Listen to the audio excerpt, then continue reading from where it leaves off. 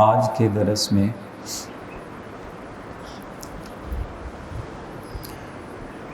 مسجد کے جو ہمارے اوپر آداب اور احکامات لاگو ہوتے ہیں، اس بارے میں دینی اور شرعی تعلیمات ہم سمجھیں گے انشاءاللہ۔ حضرت ابو ہریرہ رضی اللہ تعالیٰ عنہ نے یہ حدیث بیان فرمائی ہے کہ حضور سید عالم صلی اللہ علیہ وسلم نے ارشاد فرمایا، اللہ کے نزدیک تمام آبادیوں میں سب سے محبوب ترین جگہیں وہ ہیں جہاں پہ مسجدیں بنائی جاتی ہیں، اور اللہ کے نزدیک بدترین مقامات وہ ہیں جہاں پہ بازار قائم کر لیے جاتے ہیں۔ تو اس کا مطلب یہ ہوا کہ اللہ کی محبوب ترین جگہ مسجدیں ہیں، اسی لیے مسجد کو اللہ کا گھر کہا جاتا ہے۔ ایک اور حدیث ہے، ایک شخص نے عرض کی کہ یا رسول اللہ صلی اللہ علیہ وسلم، آپ مجھے اجازت دیں، میرا جی چاہتا ہے کہ جس طرح سابقہ امتوں میں لوگ اپنا گھر، اپنا خاندان، اپنا معاشرہ، اپنی تجارت، دنیا کے سارے معاملات چھوڑ کے وہ الگ ہو جایا کرتے، جسے تارک الدنیا کہا جاتا یا خلوت نشینی جسے کہتے۔ تو شخص نے یہی کہا کہ حضور مجھے تارک الدنیا ہونے کی اجازت دے دیں۔ تو ہمارے نبی کریم صلی اللہ علیہ وسلم نے ارشاد فرمایا کہ میری امت کے لیے یہ جو دنیا کو ترک کر کے چھوڑ کے پہاڑوں جنگلوں کی طرف چلے جانا، اس سے منع کر دیا گیا ہے۔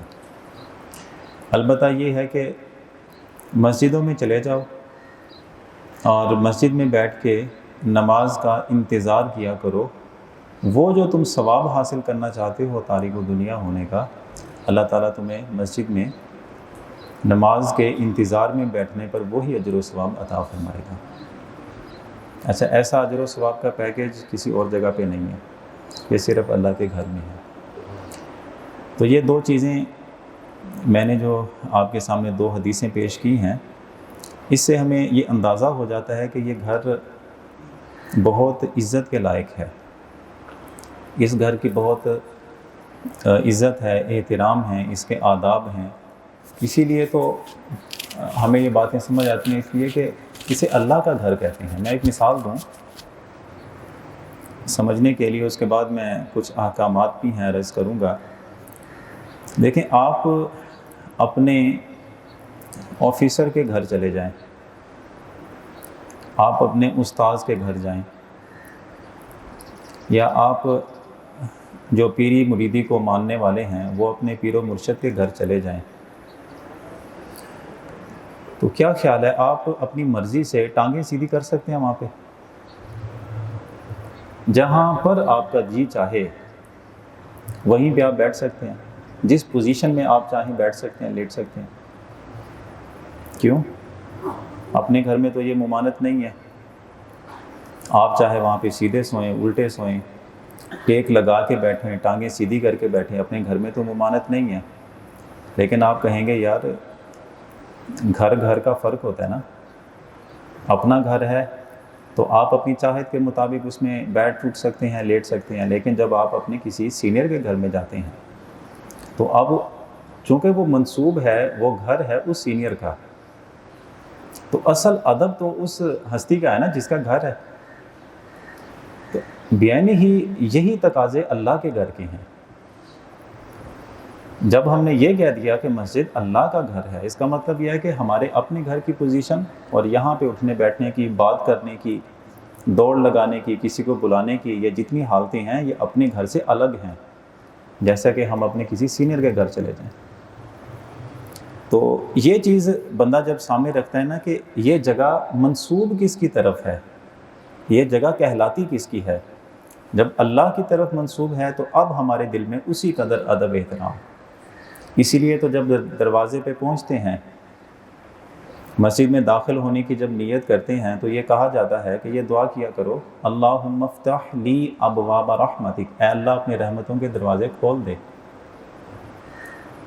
ایسی دعا کب پڑھنی ہے؟ صرف اللہ کے گھر میں یعنی مسجد میں داخل ہوتے ہوئے۔ اس کا مطلب یہ ہے کہ یہ صرف منسوب گھر نہیں ہے کہ اللہ کی طرف منسوب ہو گیا، جب یہاں پہ آتے ہیں تو اللہ کی رحمتیں بھی بندے کو حاصل ہوتی ہیں، اسی لیے دعا پڑھنے کا اہتمام کرنے کی تعلیم دی گئی۔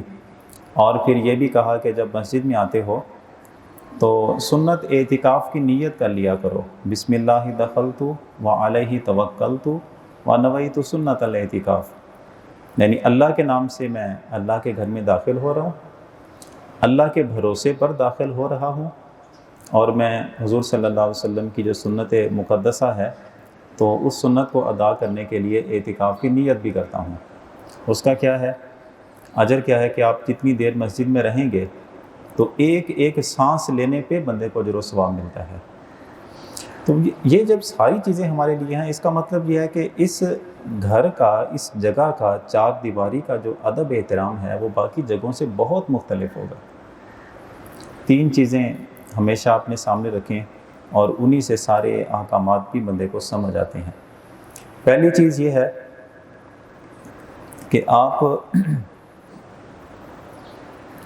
کوئی بھی ایسا فعل اختیار کریں کہ جس سے آواز پیدا ہوتی ہے، چاہے وہ کھانسی ہو، چاہے وہ چھینک ہو، چاہے کسی کو بلانا ہو، چاہے کسی سے بات کرنی ہو، تو ہر قسم کی آواز، چاہے وہ آپ کے چلنے سے قدموں کی آواز ہو، چاہے آپ کے کسی چیز رکھنے کی آواز ہو، کسی چیز کو گھسیٹنے کی آواز ہو، حتی الامکان کوشش کریں گے کہ وہ آواز نہ نکلے، حتی الامکان کوشش کریں گے۔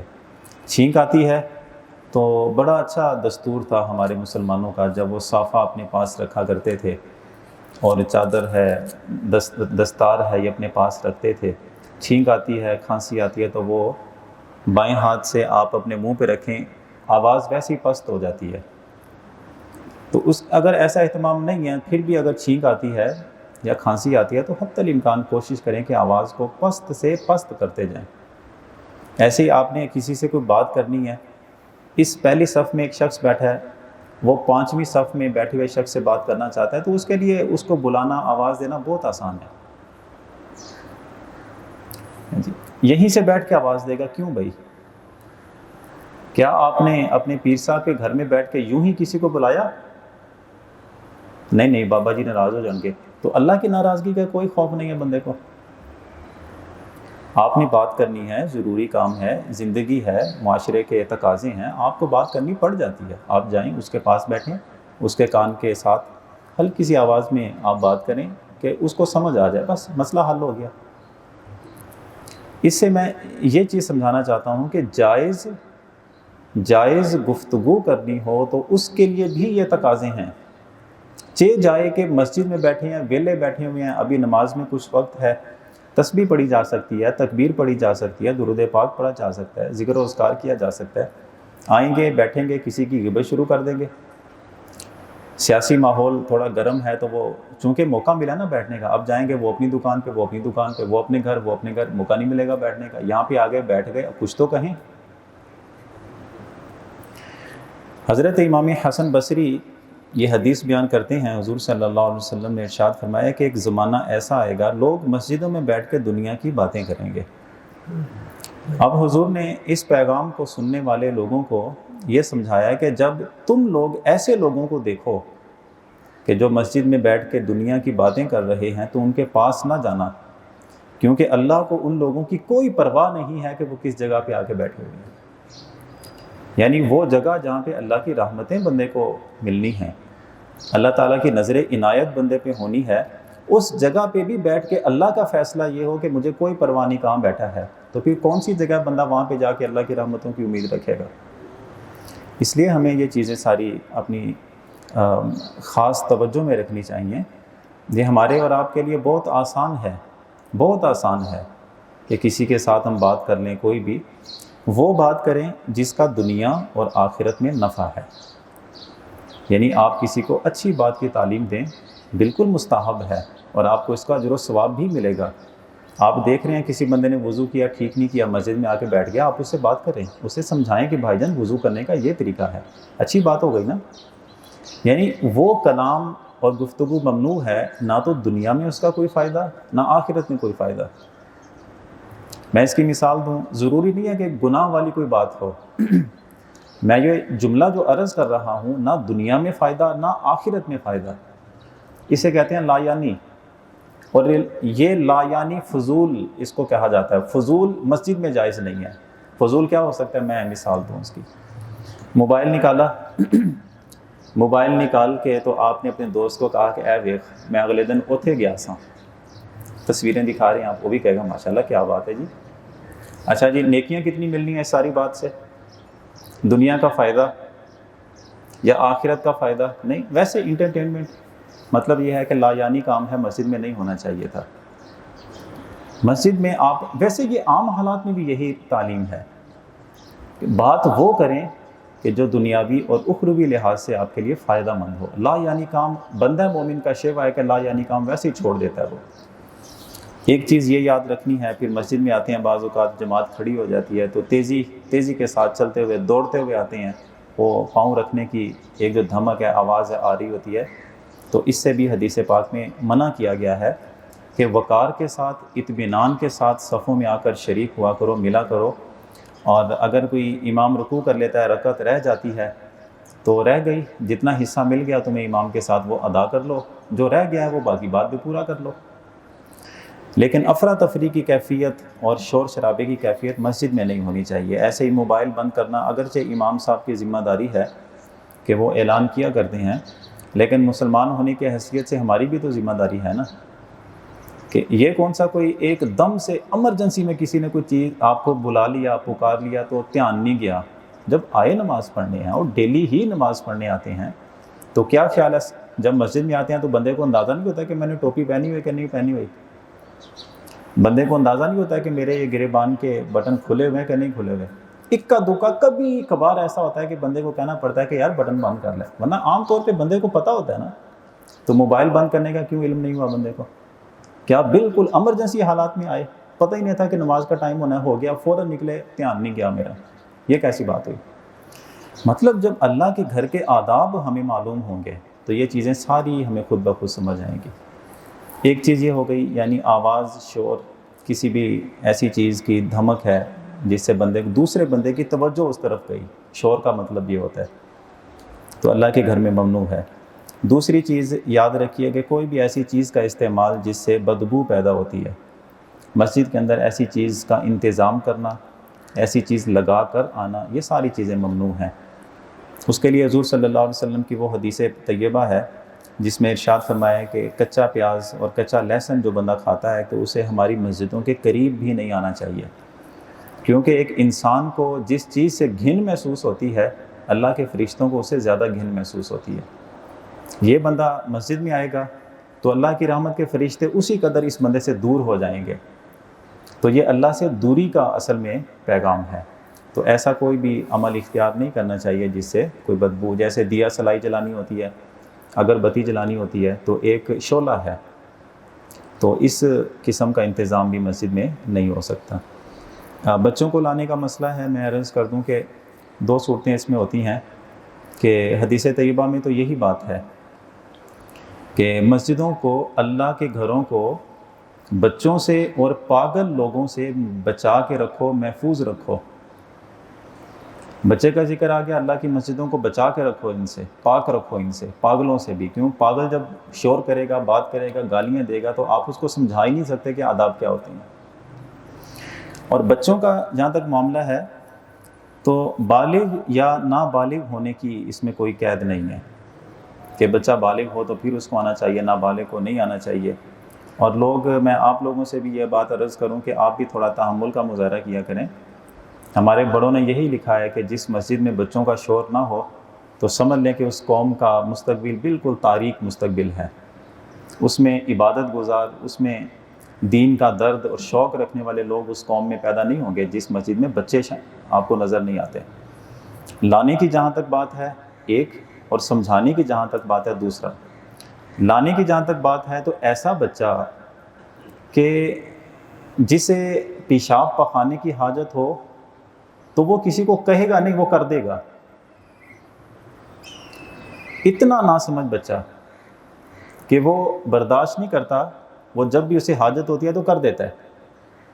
اسے کہا جاتا ہے ناسمجھ بچہ. ایسے 3-4 سال کا بچہ ہو، لیکن اگر وہ اتنی سمجھ بوجھ رکھتا ہے کہ وہ کسی کو بھی بتا سکتا ہے، تو ایسے بچے کو مسجد میں لانا ٹھیک ہے. اپنے ساتھ رکھیں اور اپنی اس کو حوصلہ افزائی بھی دیں اور اس کو شاباش بھی دیں. آپ جب محسوس کرتے ہیں بچے آئے ہیں، ان کے سر پہ ہاتھ پھیریں، ان کو پیار کریں، ان کو دعائیں دیں، حوصلہ افزائی دیں کہ وہ اگلی دفعہ اسے کہنا نہ پڑے کہ بچے مسجد میں چلیں، ٹائم ہو گیا نماز کا. وہ خود بخود ضد کرے کہ میں نے مسجد میں جانا ہے. یہ ہے شوق. یہ میرے اور آپ کے رویے سے ہو سکتا ہے. مسجد میں آتے ہیں، شور کرتے ہیں، کیا ہو گیا؟ سمجھا دیں انہیں. جو بڑا ہے اس کو تلقین کر دیں کہ آپ بچوں کو سمجھایا کریں.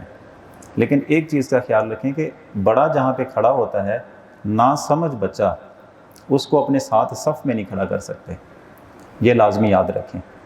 لے کے ضرور آئیں، پچھلی صف میں خود رہیں. کوئی سیاڑا بچہ اس کے ساتھ اس کی ذمہ داری لگا دیں کہ یار اتنا دھیان رکھی کہ کم سے کم ایسا ہو کہ وہ مسجد آپ کے صف کے اندر شریک نہ ہو. کیونکہ مردوں کی، جوان مردوں کی جو صفیں ہوتی ہیں، اس میں نابالغ ناسمجھ بچے کو کھڑا نہیں کر سکتے، گناہ ہوتا ہے اس سے.